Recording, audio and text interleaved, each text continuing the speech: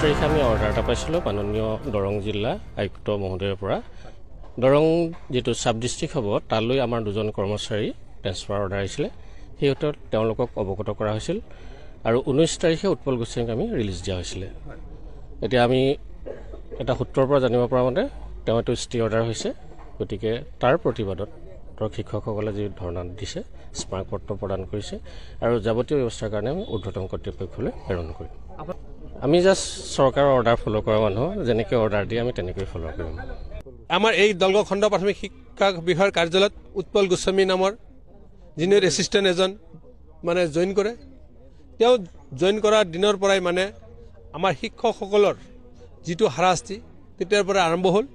কথা হ'ল RTI right to education ইনফৰমেশ্যনৰ যিটো জৰিয়তে তথ্যজনৰ অধিকাৰ, এই তথ্যজনৰ অধিকাৰৰ জৰিয়তে ক'ত চিপাঝাৰ, ক'ত দুমনিচুকী, ক'ত খান্দাজান মানুহখিনিয়ে আমাৰ এই দলগাঁও অঞ্চলৰ কোন স্কুল ক'ত আছে কেনেকৈ জানে।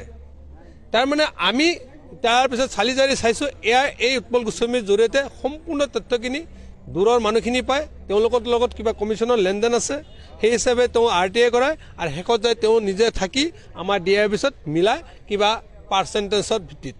আৰু দ্বিতীয় কথা হৈছে আমাৰ SMC বিলাক যেতিয়া গভৰ্ণমেণ্টে কৰিব দিয়ে, তেনে ক্ষেত্ৰত SMC-খিনি ৰাইজে বাছনি কৰি দিয়ে, শিক্ষকে বাছনি নকৰে।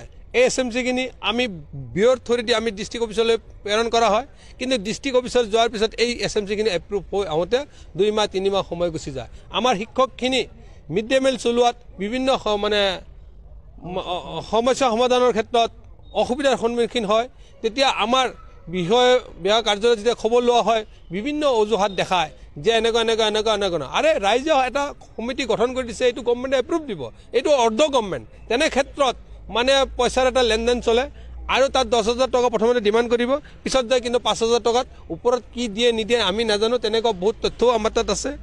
আৰু SMC প্ৰেচিডেণ্ট বনোৱাৰ নামত তেওঁ আগত দুজন আহে পেনেলত নাম, তেওঁলোকে 2জনৰ মোবাইল নম্বৰটো সংগ্ৰহ কৰি কাৰণে আপুনি প্ৰেচিডেণ্ট হ'ব বিচাৰে যদি মোৰ লগত যোগাযোগ কৰক, তেনেকুৱা ভাৱেও পইচা সংগ্ৰহ কৰে।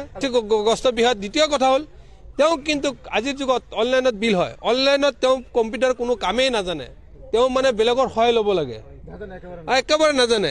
এতিয়া কথা হ'ল আমাক ইফতিকাৰক দিছিল, নতুনকৈ এজন যোৱা ফেব্ৰুৱাৰী মাহতে আমাৰ জইন কৰিছে, তেওঁ ইফতিকাৰ হুছেইন আহমেদ। কিন্তু তেওঁ জইন কৰাৰ পিছত আমি কিন্তু বৰ সুখী হৈছিলোঁ, দলগাঁও খণ্ড শিক্ষক সন্মিলনীৰ অন্তৰ্গত শিক্ষকসকল, যে তেওঁৰ দিনত আমি 1 তাৰিখে 2 তাৰিখে বিল পাইছিলোঁ।